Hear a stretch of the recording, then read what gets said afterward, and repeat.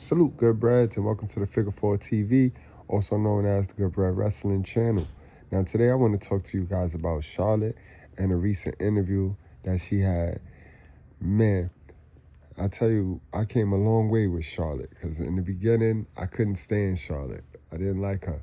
But we know recently they paired her up with Alexa Bliss and they got her more colorful. Her outfits is not so serious.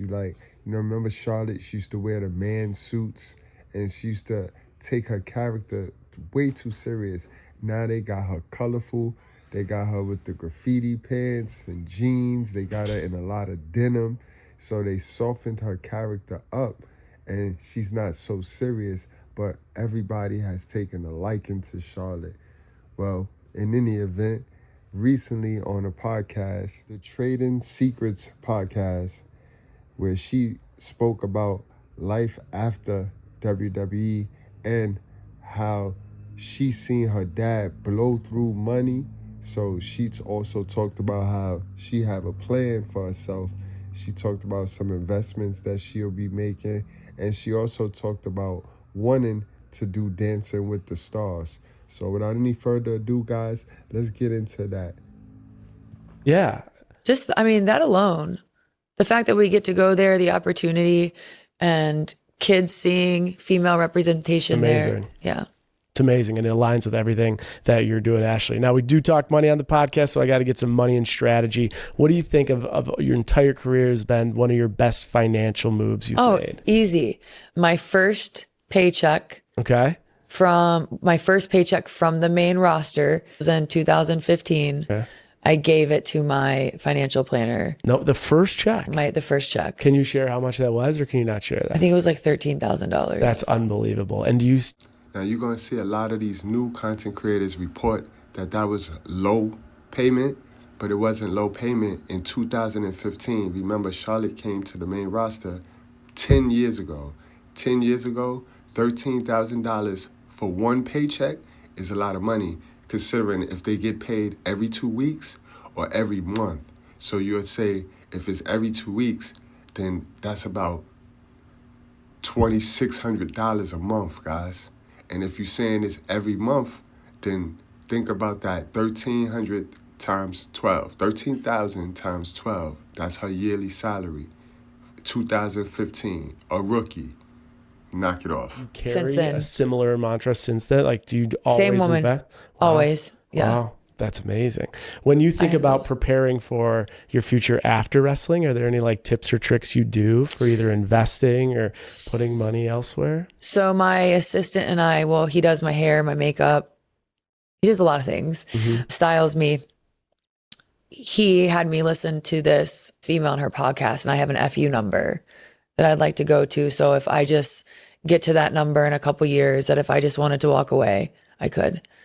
Now, that was the most important statement in this interview right there, because that FU number signifies when she's going to leave.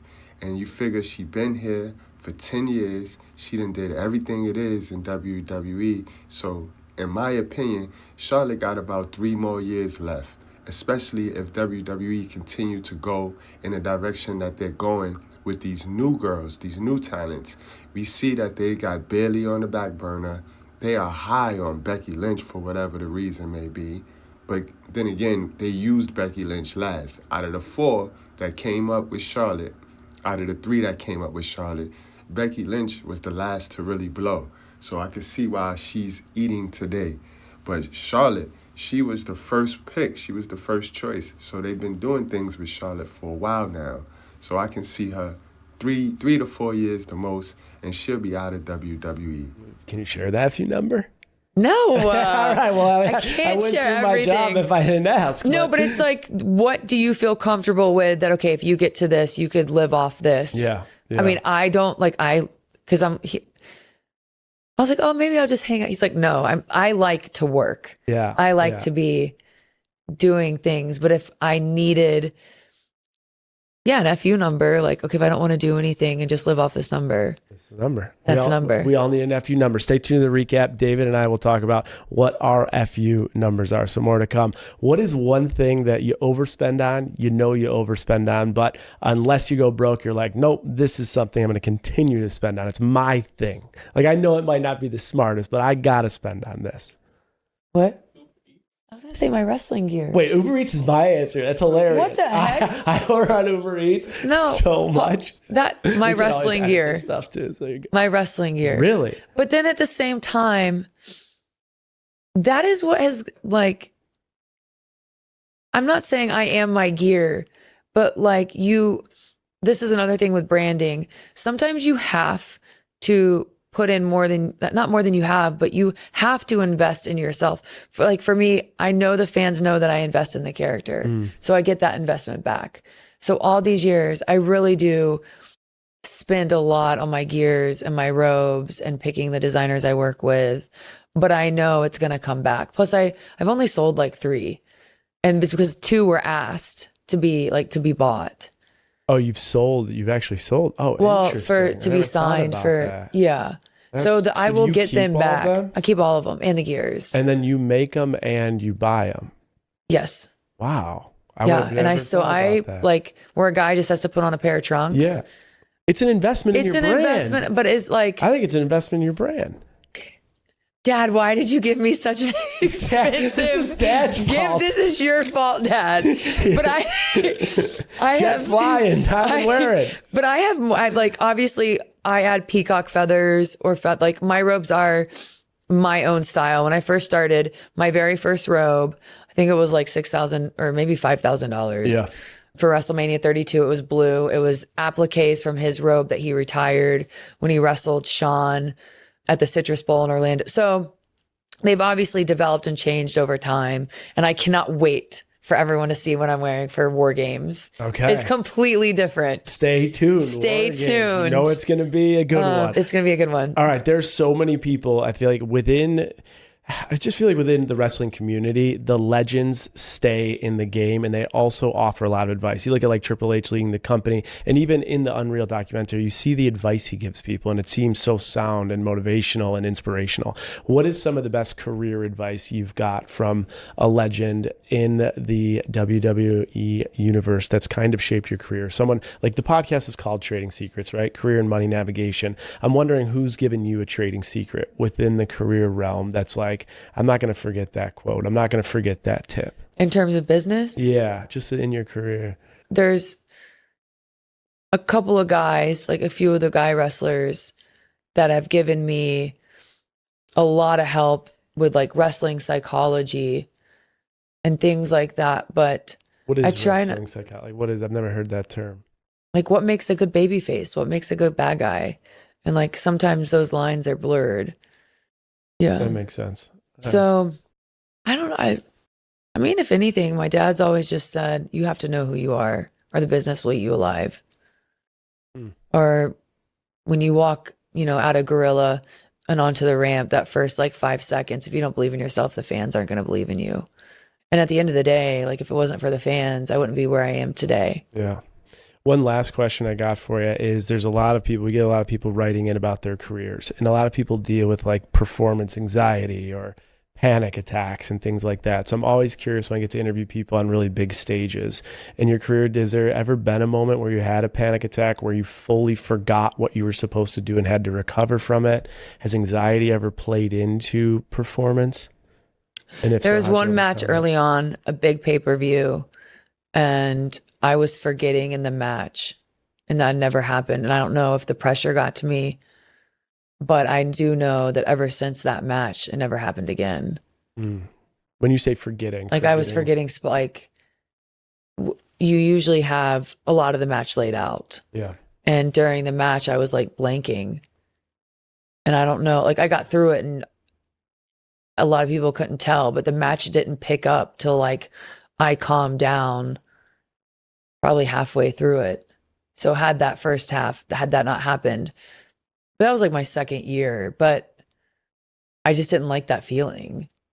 But the other issue is it takes time. Like now I can go out there and like be in the moment. Like I can look at the little girl during, like someone could be beating me up and I could be down and I can see the little girl's face and wink at her and like be in the moment or be in the emotions or feel all aspects of the match. When I first started, it was just like, I have to memorize this and I'm not feeling it. I'm not listening to the crowd. And if they're booing, I'm not doing this or cheering. Like it's very much an experience thing. Yeah. And now I'm in the moment. It also seems like obviously Dancing with the Stars is big right now, right? It feels like in a moment like that, you are dancing with another That's partner, one of my goals. right? So like, to be on Dancing with the Stars? Yeah, to be on Dancing with the Stars. Oh, get out of here. I was going to ask you. Just because it seems so, like, if I had to do reality TV or anything, it'd be Dancing with the Stars. Would there be any other show or would that be it? For right now, that's like, I really want to do it. Because I love competition. Too. Like, are you a dancer by trade? Can you dance? Why are they laughing? Laughing at you. Excuse me? Now you got to go prove them wrong like you proved Triple H wrong early on. Thank you. Yeah.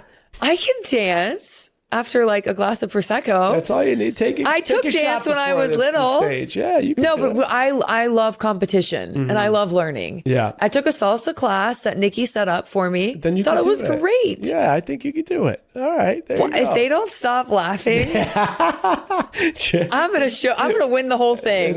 I'm just saying it. It's 11:11. I'm saying it now. This is it right here today. And when they do, you'll have the mirror ball. They're gonna have to owe you something. You have to make a bet here. Something's gonna happen. Brian, I have rhythm.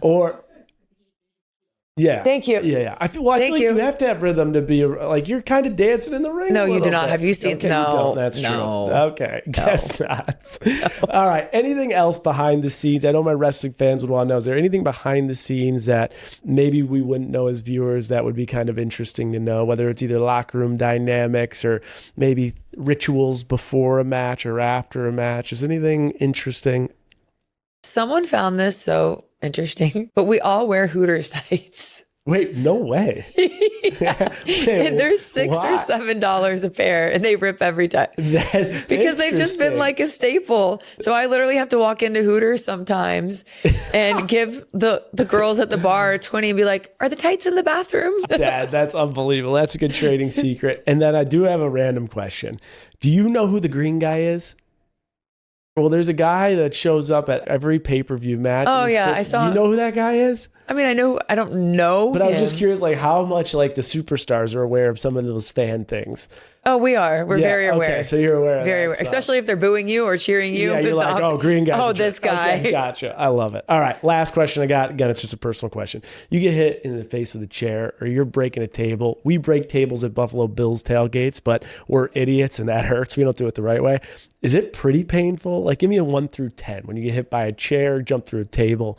Give me a 1 through 10 pain level. Or if they don't break, that's the problem, right? When actually, they all feel different, but Becky did a leg drop off the top of the ladder onto my ovaries on the commentary for Evolution. That had to have been, I'm sorry, it wasn't Evolution. Yeah. It was TLC. Okay. Me versus Asuka versus Becky. I couldn't breathe.